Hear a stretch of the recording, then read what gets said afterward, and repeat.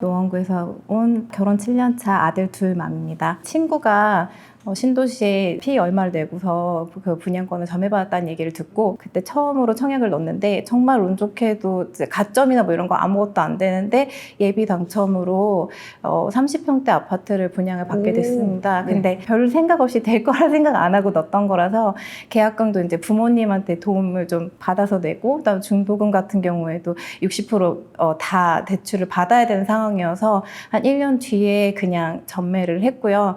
지금은 땅을 치고 후회하는 중입니다. 못 가져갈 상황은 아니었는데 그때 당시에는 뭐 이게 그렇게 큰 거라고 생각도 못했고 또 청약 당첨이라는 게 이렇게 어려운 거라는 생각도 전혀 못했었기 때문에 전매를 했고요. 이제 그러고 나서 이제 3개월 뒤에 저희 친정 부모님이 계신 이제 같은 단지 아파트를 매수를 했어요. 20평대 매수를 했고 그러고 나서 한 1년 뒤에 둘째가 생기고 이제 30평대로 갈아타야 되겠다는 생각에 그때 매수를 안 하고 그냥 전세로 갖게 됐거든요.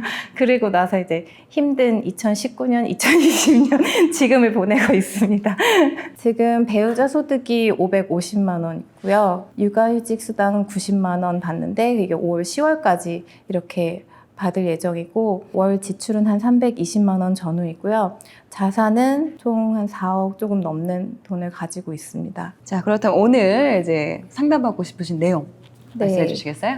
올해 10월에 전세가 만기 예정인데 한 4억 8천 정도면 그 용인에 있는 전원주택에 생활이 가능한 것 같아서 이쪽을 좀 알아보고 있는 중이거든요. 4억 8천 정도면 그 정도 돈을 투자를 해서 아들 둘이 그냥 마음껏 뛰어놀고 소리 지르고 할 수 있게 좀 편안한 그런 곳으로 가서 생활을 하는 것이 좋을지. 이게 아파트는 너무 부담이 되니 네. 용인 쪽에 타운하우스 4억 네. 8천대의 이제 타운하우스를 지금 눈여겨보고 있다. 과연 이게 옳은 선택인지 두 분께 네. 이제 여쭤보시는 거죠. 네, 네. 답변해 주시겠어요? 일단 그 전세 만기가 언제세요? 10월이요. 내년 10월이요? 올해 10월. 올해 10월이요? 네. 아, 그럼 얼마 안 남았네요. 네, 얼마 안 남았어요. 네. 제가 이거에 대해서 일단 말씀을 드리기 전에 그 좀 복기를 해보면 좋을 것 같아요. 우리가 지금까지 했던 결정들이 지나고 보니까 어땠는지. 네. 왜냐면 이거는 지금 여기 와 계신 김주부님 뿐만 아니라 영상을 보고 계신 모든 분들이 이런 관점으로 자기를 돌아보면 되게 도움이 많이 되거든요. 그럼 한번 해볼까요? 네. 같이? 잘한 거하고 못한 게 있어요. 그죠? 네. 지금 좀 전에 본인의 사연을 쭉 얘기하셨잖아요. 네. 그럼 잘한 거는 어떤 거 같으세요? 어떤 걸 잘했던 거 같으세요? 일단 뭐 나중에 네. 팔았던 어쨌든 네. 매수를 했던 거. 그렇죠. 청약 맞습니다. 당첨이 된 거랑 네. 그다음에 노원구에 있는 집을 샀던 거. 그렇죠. 그냥 그럼 반대로 좀 아쉬운 거는 뭘까요? 팔았던 거. 그렇죠. 네. 그러면 둘 다 팔았다는 거. 그렇죠. 네. 하나라도 남겨놓을 거. 맞아요. 그 지금 너무 정확하게 알고 계신 거예요. 네. 그런데 그거를 지금 하고 계신 고민에다가 좀 덧대서 생각을 해보면 샀던 거는 잘했던 거고 팔았던 거는 잘못된 건데 그 공통점이 있어요. 샀던 것들의 공통점. 그 공통점은 아파트라는 겁니다. 그죠? 네. 분양권도 신도시 분양권이었으니까. 네. 그리고 지금 시기적으로 봤을 때는 그때는 또 한참 뭐 청약 가점이나 이런 게 낮았음에도 됐던 거는 분위기가 그렇게 썩 좋지 않을 때였던 네. 거잖아요. 그럴 때 집을 분양받고 막 피 주고 전매를 받고 하는 게 진짜 좋은 거구나. 일단 이런 거를 하나씩 차곡차곡 쌓아두셔야 돼요. 왜냐하면 나중에 시간이 지났을 때 비슷한 상황이 오면 알아채야 되거든요. 지금이 기회라는 걸. 네. 그리고 반대로 또 이제 지금 상황에 덧대어서 보려고 하는 건 뭐냐면 지금 보시는 건 아파트가 아니란 말이에요. 그쵸? 네. 그런데 좀 전에 말씀하신 것처럼 황금성 얘기를 하셨잖아요. 네. 그럼 본인이 분명히 우려가 되고 있는 거란 말이에요. 그럼 이런 거를 확인하실 때는 지금 나와 있는 전원주택이나 단독주택 매물의 10년 동안 가격 변화 같은 걸 한번 확인해 보실 필요가 있어요. 그게 네. 확인이 참 어려운 게 네. 그 아파트 단지처럼 이렇게 그렇죠. 딱 이게 형성이 실거래가- 되어 있는 게 그렇죠. 아니다 보니까 맞아요. 부동산에 직접 다 이렇게 연락을 해서 지금 나와 있는 네. 매물이 있는지 약간 그런 식으로 확인을 하다 보니까 이게 잘 파악이 안 되더라고요. 그 부동산에다가 전원주택 하나 가지고 있는 사람처럼 전화하셔서 얼마나 팔리는지 이런 걸 물어보면서 확인을 하실 수 있어요. 아, 이거 얼마 안 올랐네요 하면 얘기가 나오거든요. 네네. 그러니까 그 얘기는 뭐냐면은 전원주택이나 이런 단독주택, 더군다나 지금 보고 계신 데가 용인시 포고급 이런 데잖아요. 네네. 그런 데는 사실 아파트든 뭐든 본질은 땅이거든요. 땅.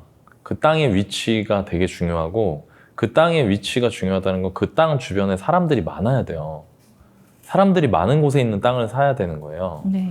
근데 여기에 사람들이 많아요. 그렇지 않죠. 그쵸? 네. 그러면 뭐냐면은 잘못된 선택일 수가 있다는 거예요. 되게 많이. 그리고 아까 얘기하신 것처럼 그 아이들 생각하면은 특히 아들 둘이니까 얼마나 장난 에너지 아니죠? 넘치죠. 네. 근데 이것도 애들이 잘할 거란 말이에요. 그러면은 지금 당장 2년, 3년이 아니라 내 집 마련이라는 건 10년 뒤를 봐야 되는 건데 지금의 장점은 다 사라지고 나중에는 그거 외에 다른 부분들이 더 중요하게 느껴지실 거예요. 예. 근데 그거를 생각하면은 저는 좀 애매한 것 같아요. 전원주택을 사신다고 하면 10년 뒤에 약간 또 허망한 상황이 생길 수 있거든요. 이 전원주택 매물을 내놓으신 분이 옛날에 5년 전, 10년 전에 사셨으면 그분은 어떤 생각을 하실 거냐면 아, 내가 그 시기에 아파트를 샀으면 훨씬 나았을 텐데라는 생각을 하실 거란 말이에요. 예. 그러니까 그 관점으로 보면은 저는 이거는 좋은 선택은 아닌 것 같아요. 전원주택이나 단독주택 그것도 사람들이 많지 않은 곳에 산다는 거는 내 물건을 받아줄 사람이 적기 때문에 그리고 또 하나는 그게 곧 가격을 결정한단 말이에요. 네. 그러면은 나중에 아이들이 이제 중학교, 고등학교 가고 두 분이 진짜로 40대 후반이 돼서 노후 준비를 해야 되겠다는 생각이 들 때 그 집이 두 분의 발목을 잡으면 안 되잖아요. 이거는 조금 고려를 하시는 게 재고를 해보시는 게 어떨까라는 생각이 들고요. 네.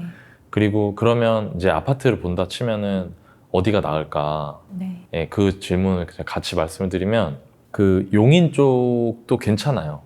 용인 쪽도 괜찮고요. 어차피 지금 부모님이 같은 단지에 사시는데 같은 단지가 아니라 같은 단지는 지금 예산으로는 좀 어렵거든요. 네. 제가 두 분의 소득이랑 이런 걸 감안했을 때 7억이 넘는 집을 사시는 거는 조금 무리예요. 네. 그럼 7억 안에서 본다고 했을 때 상계동 안에서 볼 수 있는 아파트가 많지 않아요. 그러면 어차피 다른 쪽으로 옮기셔야 되잖아요. 네.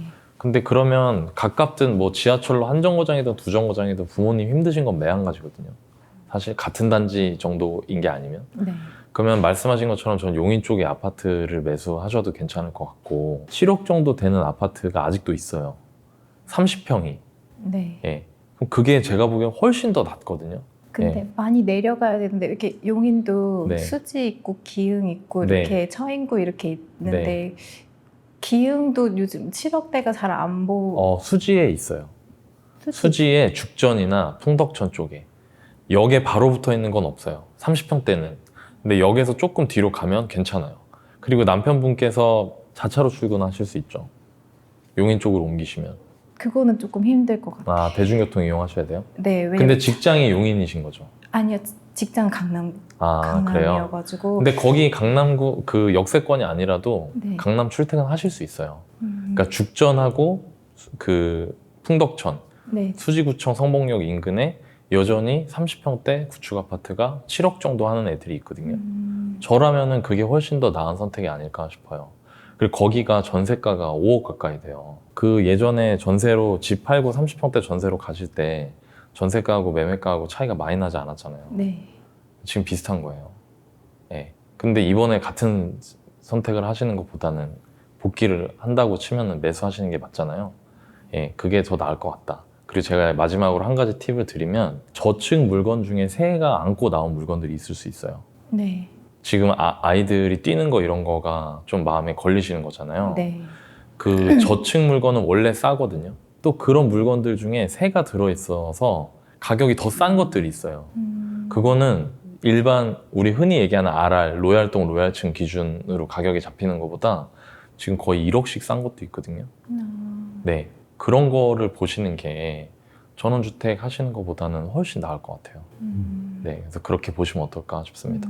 제가 그 여러 가지 이제 고려했던 것들 중에 하나가 네. 그 전세로 한 번 더 돌고 네. 이제 그 전세로 도는데 대신 이제 애들이 좀 이렇게 편안하게 있을 수 있는 곳을 찾다 보니까 뭐 네. 별내 거기 식송마을의 빌라 단지들이 네. 조금 약간 복층으로 되어 있어서 아이들이 뛰어도 좀 괜찮은 그런 데들이 있더라고요. 네. 그런데 전세가 한 3억에서 4억 5천 사이에 이렇게 있는데 그런 거를 한번 하는 것보다 그냥 매수를 지금이라도 하는 게 네. 나을. 근데 만약에 그랬다 네. 더 올라가면 어쩌죠? 아니면 청약 점수는 네. 어떻게 되세요? 청약은 일단은 이제 올해 6월까지는 네, 무주택 재당첨 기간이 너무 짧으시잖아요. 제한이어가지고 뭐 할 수는 없었고요. 점수도 그렇게 높지는 않아요. 그렇죠. 왜냐면 주택이 있었으니까. 있었어가지고. 무주택 기간이 짧으시기 때문에 네. 그건 좀 어렵고 그렇게 가시더라도 내 집 마련 해놓고 가시거나 예, 저라면 그게 맞는 것 같아요. 아, 매수를 해놓고 네, 그쪽에 네. 전세로 여기 전세 주고 그렇죠. 그쪽. 만약에 그렇다고 하더라도 아이들 학교 갈 때까지만이라도 그렇게 하고 싶은 마음이 있으시다라고 하면 예, 그러니까 계속 지금 복귀했잖아요. 우리 아까 샀던 건 잘했던 거고 팔았던 거는 잘못했던 거예요. 네. 근데 지금 상황에서도 제가 보기에 여러 가지를 봤을 때 무주택으로 있는 거는 상당히 위험한 선택이거든요. 지금 상황에서는. 물론 그렇다고 비싸게 무리해서 살 수는 없죠. 네. 그러니까 적당한 선에서 제가 그 기준을 7억 정도로 드린 거예요. 대출 3억 정도 일으키시는 거. 두 분 소득이나 이런 거 봤을 때 무리는 아니에요. 그게. 그러니까 그 정도 대출 일으키셔가지고 내 집 마련을 하시는 게 맞는 것 같아요. 제가 아까 전세 만기 왜 여쭤봤냐면 올해 10월 정도라고 하셔서 차라리 잘 됐다는 생각이 들었어요. 저는 몇 달 안 남은 거잖아요. 네, 그러니까 네. 어쨌든 결정을 해야 되는 거잖아요. 네. 이게 만약에 내년 10월이고 이러면 마음이 느긋하거든요. 근데 그러다가 또 힘들어질 수도 있어요. 그러니까 지금 이 기회에 내 집 마련을 환금이 잘 되고 사람들이 좋아하는 집으로 사시는 게 어떨까라는 생각이 듭니다. 지금 하고 계신 고민을 4년, 5년 뒤에 안 하실 거예요. 그걸 감안하셔야 맞아요. 돼요. 타운하우스에 들어가면 일단 네. 또 아이들 학교 문제를 또 생각해야 되기 때문에 네. 또 이동을 해야 되는 또 시간이 오거든요. 네. 그런 것보다는 오히려 처음부터 또 용인 그 수지구 쪽도 학군이 또 괜찮은 부분이니까 오히려 또 한 번 이사를 가면 거기서 뿌리를 내리고 아이를 계속 그 지역에서 학교를 초등학교, 중학교 다 계속 보낼 수가 있으니까 그 부분도 어떻게 보면 아이들한테도 되게 안정적인 생활을 주지 않을까 그런 생각도 좀 드는 것 같아요. 두 번째 질문 해주시겠어요? 지금 남편이 현재 프리랜서라서 건강보험 지역가입자로 되어 있습니다. 지역가입자는 소득뿐만이 아니라 재산까지 보험료에 산정이 돼서 만약에 주택을 구입을 하게 되면 현재 건강보험료보다 2배 이상 많은 금액을 내게 될 것 같습니다. 자가일 경우에 100%로 산정이 돼서 거의 한 50만 원 이상 나올 것 같은데 매수 포지션을 취하는 게 맞을까요? 대부분 이제 직장인들이나 이런 분들이 어려워하는 게 지출을 줄이는 쪽으로 많이 노력을 많이 하시잖아요. 네. 근데 이제 중요한 거는 지출을 줄이는 것도 중요하지만 이제 그 소득과 지출을 전체적으로 볼 필요가 있거든요. 그 예를 들어 지금 김주부님께서 만약에 그 노원의 분양권을 안 팔았어요. 그러고 나서 건강보험료가 이제 50만 원이 되는 거잖아요. 네. 그 원래 25에서 한 50 정도 되는 거겠죠. 그럼 25만 원이 되겠죠. 그럼 1년이면은 얼마 정도 될까요? 1년이면 25만 원이면 300만 원이거든요. 네. 그러면은 뭐 한 2, 3년이면은 900만 원 정도 되는 거잖아요. 건강보험료. 그건 굉장히 큰 돈이잖아요. 1년에 300만 원 정도 나가는데 큰 돈이잖아요. 네. 근데 집값은 얼마 정도 바뀌었죠? 2배 이상. 그렇죠. 네. 아까 그럼 한 몇 억 정도까지 바뀌었잖아요. 네. 그러니까 우리가 총 소득과 지출을 빼고 나머지 이득을 봤을 때 김주부님은 그때 집을 갖고 있었던 게 이득일까요? 아니면 없었던 게 이득일까요? 가지고 있었던 게. 예, 그러니까요. 그러니까 공격과 수비를 둘 다를 보셔야 돼요. 그러니까 특히나 김주부님께서 지금 이제 아까 55세 은퇴하고 싶다고 하셨잖아요. 15년이고 김주부님의 예전 직업이나 남편분의 지금 프로그래밍이라는 직업은 그런 나이에 따라서 이제 정년기가 있는 직업이잖아요. 네, 맞아요. 그러면 혹시나 55세 이후에 김주부님이 생각하시는 소득 원천은 있으세요? 아니요, 뭐, 그러니까 제가 따로 뭘 재테크를 하지 않는 이상은 따로 없으시죠. 네네. 뭐 이렇게 단독주택이나 이렇게 포곡이나 이런 데 생각하신 거는 실거주도 있지만 저희한테 와서 고민을 얘기하신 거는 이게 돈이 되냐 안 되냐 때문에 그러신 거잖아요. 네, 그런 결과적으로 거. 그런 네. 부분이죠. 이것도 마찬가지예요. 지금 당장 봤을 때는 건강보험료 50만 원이면 600만 원 되게 부담되고 종전보다 2배나 늘고 너무 큰 거 아니야? 라고 생각할 수 있지만 무주택일 때에도 리스크가 있다는 거예요. 왜냐하면 겪으셨잖아요. 네. 사실은. 이미 또 되게 안타까운 게 손에 잡았다가 놓치신 거잖아요. 네. 이런 면 때문에 놓치셨죠. 이 건강보험료 너무 부담되는데 괜찮을까? 네. 근데 이제 중요한 거는 내가 앞으로 갖고 있는 물건이 더 올라갈 수 있는 물건이면 아까 나이님이 얘기해 주시는 그런 부분 이런 물건이면 건강보험료 내는 것보다 훨씬 더 편익이 크기 때문에 그러니까 내가 비용이 나갈 때 거기에 따른 편익이 뭔지를 고민해 보셔야 돼요. 그래서 편익과 비용을 고민해서 더 큰 쪽으로 택하시는 게 되게 중요합니다. 나는 편익은 얻고 싶고 비용은 치르고 싶지 않아. 세상에 그런 건 없어요. 내가 항상 근데 자본주의 사회에서 보세요. 한번 부자들 중에 재산이 많은 부자들 거의 다 이렇게 뭔가 많이 내지 않을까요? 그렇죠. 그렇지 않을까요? 네. 근데 만약에 내가 재산이 없는 사람 중에 이제 내가 노후에 되게 편하고 여유 있는 사람 봤어요? 아니죠. 네. 그러니까 자본주의는 중요한 건 포지션 문제거든요. 그러니까 내가 조금 비용이 더 나간다 하더라도 다만 이제 이런 선택 부분은 있죠. 만약에 이렇게 주택을 매수했어요. 근데 그 가격이 안 올라. 그러니까 포곡처럼. 매도도 안 돼. 네. 근데 건보료는 50만 원씩 내야 돼. 그럼 기분 어떨 것 같아요? 안 좋죠. 그러니까요. 여기 오신 게 너무나 잘하신 거예요. 김주부님 진짜. 그래서 몇 억이 왔다 갔다 한 거예요, 지금요. 제가 볼 때는. 제가 아까 사실 나님이 너무 잘 얘기해줘서 제가 중간에 좀 더 이제 했는데, 그거는 굉장히 안 좋은 선택이에요. 아까 식속마을 빌라단지에서 본인이 살았어요, 그냥. 근데 만약에 여기서 추천한 단지들이 2억이 올랐는데 여기 하나도 안 오른 거잖아, 자산이. 네. 그럼 나중에 그러면 55세 넘어가면 사실 대안이 좀 있으세요? 그러니까 근데 다행히 지금 아직 은퇴까지는 15년이나 이렇게 시간이 있으니까 그 사이에서 잘 고민하셔야 돼요. 왜냐하면 그냥 가만히 있는 게 그냥 제자리 위치가 아니라 뒤로 가는 경험을 하셨잖아요. 한번 소유권 2번이나 하면서. 그러니까 이제는 아까 나님 얘기한 좀 복귀를 하셔야 된다는 거예요. 네. 이제부터는. 네. 그리고 건강보험료 문제는 내가 어쨌든 소유권이 없는 것보다 있는 쪽 가는 게 자본주의에서는 유리한 게임이다라는 거. 자본주의에서 무주택인데 아니면 소유가 없는데 부자인 사람은 없어요. 네. 그리고 부자들은 집이 있을까요, 없을까요? 있는 사람이 많은데. 퍼센트는 얼마나 될 것 같아요? 대부분 있겠죠. 99% 이상이겠죠. 그러면은 내가 부자 쪽으로 다 가고 싶다면 아니면 내가 좀 더 그러면 그게 맞는 거예요, 자본주의 선택에서는. 내가 이제 경제적으로 관심이 있어서 선택을 한다고 하면은 사실은. 그러면 거기에 따라서 대부분은 그렇게 김주부님처럼 지출이 나가는 게 부담돼서 이제 그렇게 선택을 하세요. 근데 네. 그게 별 현명하진 않다. 그리고 이미 김주부님도 경험을 해보셨다라는 걸 말씀드리고 싶어요. 저도 예전에 이사를 할 때 진짜 단독주택하고 아파트를 결정을 하는 적이 있었거든요. 남편하고. 근데 그때 당시에는 단독주택을 사고 싶었어요. 남편이랑 둘이 여기 너무 좋다. 그쵸. 아이들 진짜 뛰어놀고 너무 좋다. 우리 저녁에 막 캠핑도 하고 마당에다가 고기 굽고. 고기 굽고 술 한잔하고 막. 야근하고 그거 할 시간이 없어. 아니 나 혼자서도 할 수 있으니까. 근데 그런 마음이 막 들떠가지고 둘이 막 그런 얘기를 했었는데 맞아요. 결과적으로는 그래도 다행히 저희가 그때 아파트를 선택을 해서 그나마 좀 더 뭔가 이렇게 한 단계 업그레이드 될 때, 그러니까 자산적으로 좀 더 네. 올라설 때 그 아파트를 선택한 게 정말 지나 보니 너무 잘한 선택이었고 그 덕분에 조금 더 뭐 거주나 이런 부분에 자산에 있어서 조금 더 올라갈 수 있었던 저도 그런 기억이 있어요. 네. 그래서 이제 말씀하시는 게 저도 이제 알고 와닿는 부분이 있어서 두 분이 되게 또 현명한 말씀 해주셨으니까 네. 이대로 실천을 하시는 게 네. 훨씬 미래를 위해서 좋을 것 같습니다. 네. 아이를 한번 데리고 갔었거든요. 이렇게 집 보러 다닐 때, 그 전원주택 이런 데 보러 다닐 때. 아이들은 좋아하죠. 너무 좋아하죠. 나는 이 집 살래 이러더라고요. 그렇죠. 근데 그게 이제 지금 너바님 말씀하신 거, 제가 말씀드린 거 이거 다 되게 중요한 건데 감정을 빼고 생각해야 되는 거예요. 그게 참 힘들더라고요. 네, 근데 네. 그거는 반드시 해야 되는 네. 거예요. 그거는 내가 힘들다고 해서 못하면 그 대가를 그대로 치르게 돼 있어요. 예. 그러니까 그런 부분을 떼어놓고 생각을 해야 되는 거죠. 그거를 정말 열심히 마인드 컨트롤 하려고 네. 유튜브에서 막 전원주택 단점 이런 거 찾아보고 막 카페에도 막 이렇게 찾아보고 전원주택 사면 뭐가 안 좋은지 뭐가 안 좋아요 뭐 난방비가 많이 나오면 이런 것도 되게 많이 찾아봤거든요. 네. 근데 이게 참 그럼에도 좀 흔들렸죠.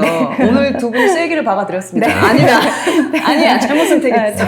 정신 똑바로 차려야지. 난방비 많이 나와도 돼요. 집값만 많이 올라갈 수 있으면. 근데 본질적, 좀 전에 너바님 말씀하신 그 말이 그 말씀이에요. 그러니까 진짜 그런 거를 되게 이성적이고 냉정하게 계산기 옆에 놓고 엑셀 켜놓고 계산기 두드려 보고 그 나오는 숫자 그대로 믿고 그대로 행동하셔야 돼요. 네. 예. 근데 이제 이렇게 생각하시면 돼요. 다른 집은 다 1억, 2억씩 올라가는데 내가 사는 집은 안 올랐잖아요. 그러면은 그 집의 월세는 1,000만 원인 거예요. 그렇죠. 그렇지 않아요? 2년 뒤에 다른 집이 2억 올라갔는데 나는 하나도 안 올라갔어. 더 문제는 안 팔린다는 얘기예요. 그러면 사실은 더 힘들어지는 순간이 오거든요. 네. 그래서 제가 이제 김주부님의 꿈을 너무 짓밟는 것 같아가지고 되게 안타까운데 네. 근데 저는 진짜 너무너무 안타까워요. 왜냐면 이제 안 돼, 이제 그러면은. 네, 네. 앞에 2번 했잖아, 실수를요. 이거 하면 3번째예요, 진짜. 나중에 네. 큰일 맞아요. 납니다, 진짜. 네. 예, 지금 더 그러면 안 돼요, 사실은. 예, 그러니까 그거는 선택해서 아예 지우세요. 네. 예, 그리고 아이들 그런 거 아니어도 김주부님께서 지금처럼 따뜻하게 잘해주시면 아이들 잘 자랄 거예요. 뭐 전원주택에서 자란 아이들만 다 잘 자라고 아파트에서 자란 아이들은 그런가요? 라인님도 아파트 살았어요. 라인님도 어렸을 때 따뜻하잖아 그래도. 아파트에서 아들 둘을 키우고 계신 아빠. 아니 근데 사실은 왜냐면 우리가 뭔가 산다는 거는 사실은 나중에 미래 가치를 보는 거잖아요. 네. 그런 부분 때문에 사실 오신 거잖아요. 네, 네. 그런 면에서 사실은 저희는 말씀드린 의무가 있기 때문에 네, 네. 네, 너무 꿈을 짓밟을 것 같아서 죄송하긴 한데 아니 오늘 딱 정리가 돼서 오히려 개운할 네. 것 같아요. 네. 고민할 필요가 없잖아요 이제는. 저도 이게 계속 왔다 갔다 하니까 그 감정이랑 이게 이성이랑 계속 왔다 갔다 지금은 이거 아니야 하는데도 계속 그게 봤던 집이 자꾸 떠오르고 여기서 뭘 할 수 있고 여기서 뭐 이렇게 애들이 뛰어놀고 이런 생각을 하다 보니까 이게 정리가 잘 안 됐었는데 제대로 이렇게 아니라고 그래요. 해주시니까 여기서 할 수 있지만 이용료가 월 1,000만 원이다 생각하시면 끔찍해. 호텔에서 30만 원짜리 30박을 할 수 있는 저희는 양가 지금 그 부모님 모두 일을 하고 계시기는 하지만 그냥 생활비를 버는 정도세요. 그래서 이제 현재는 생활비를 따로 드리고 있지는 않지만 앞으로 이제 일을 하실 수 없는 상황이 오면 사실 어떻게 해야 될지 좀 막막한 상황이거든요. 이럴 경우에 지금이라도 따로 뭐 그 부모님들 용으로 따로 저금을 해서 나중에 이제 필요한 경우에 지출을 할 수 있게 관리를 해야 되는지 그게 좀 고민입니다. 아까 또 이제 말씀드렸었는데 혹시 본인은 나중에 55세 넘어서 만약 일을 안 하시잖아요. 네. 한 달에 얼마 들어올 것 같아요? 따로 일을 해야 되지 않을까요?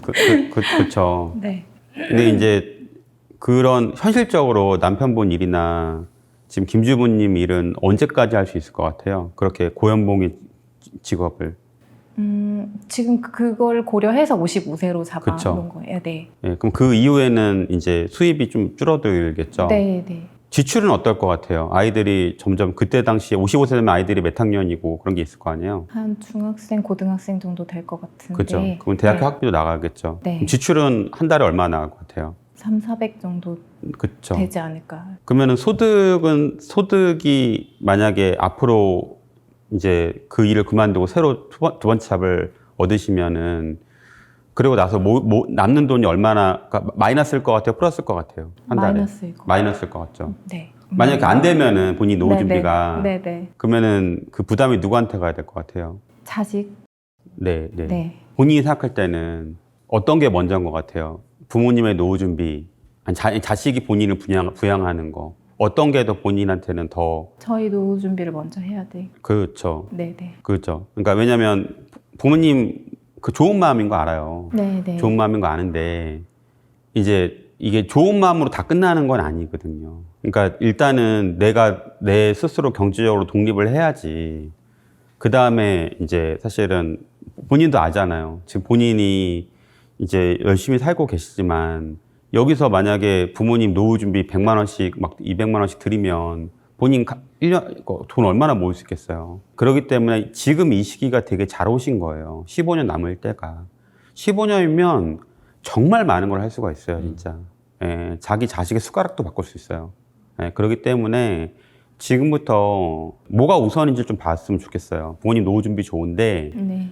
본인이 55세 이후는 나 어떡하지? 나는 고민을 해보시고 그럼 내가 예를 들어 뭐 앞으로 90살까지 살면은 그 남은 기간 동안에 내가 얼마의 돈이 필요한지도 고민해보시고 그럼 내가 지금 어떻게 돈을 모아야 되는지도 고민해보시고 그런 것들을 지금쯤 한 번쯤 해보는 게 되게 중요할 것 같아요. 아까 국민연금 얘기하셨는데 우리나라 국민연금 어떻게 많은 것 같아요? 적은 것 같아요? 조회해보셨어요? 남편 것만 조회를 해봤는데 한 네. 80만 원 정도 네. 나오더라고요. 그걸 생활비 어떨 것 같아요? 당연히 받았죠. 그렇죠. 네. 거기다가 좀 아이들도 이제 나중에 학교 가면은 대학교 가면은 학비 많이 나갈 거 같잖아요. 네, 네. 그러니까요.